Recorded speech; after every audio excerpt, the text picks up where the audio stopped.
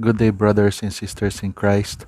We are now starting another new series, this time on the third part, the third installment of the Sacraments of Christian Initiation series, which we call the Eucharist. And on this first video, we are going to reflect a bit on a short backgrounder. Why do we have the sacrament of the Eucharist? We have this sacrament of the Eucharist mainly because Jesus instituted this sacrament. And even before he instituted this sacrament, when he had his Last Supper with his apostles, he had spoken about himself in John chapter 6 on that famous and rather long discourse on the bread of life. He said that he was the bread of life. I am the bread of life. And he said also that whoever eats of him shall have eternal life. Of course, there was a tumult on the crowd of his followers because many found it rather hard to believe, hard to accept, what we call, in other words, hard saying.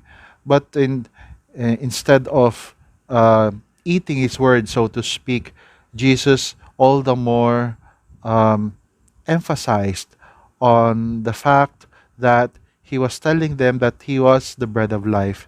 And his being the bread of life was fulfilled, especially when he instituted the sacrament of the Eucharist, which is in Greek from the verb Eucharistein, which means to give thanks. Actually, in modern Greek, the word for thank you is evcharisto, which is that same verb in the first person singular, present tense. And it is nice to reflect on this because we are going to prepare ourselves, especially during Holy Mass, and especially because of the nearness of that solemnity of the most holy body and most holy blood of our Lord Jesus Christ.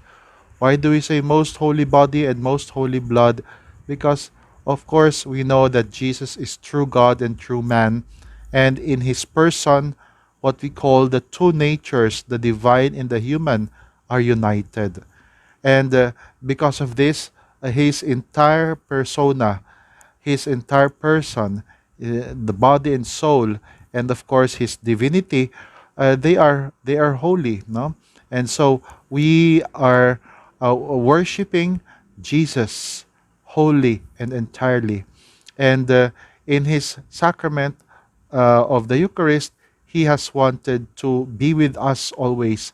Even after he had gone up to heaven, he wanted to be with us always. Why, Father? Because it is the hallmark of love. When we are in love, we always want to be with the one we love. We do not want to go. We want time to just stand still. And that is the same with Jesus. And this is important for us to know because we don't go to Mass just because it is a tradition or just because we have been brought up this way or that way, but rather it is because Jesus is awaiting us in the Holy Mass.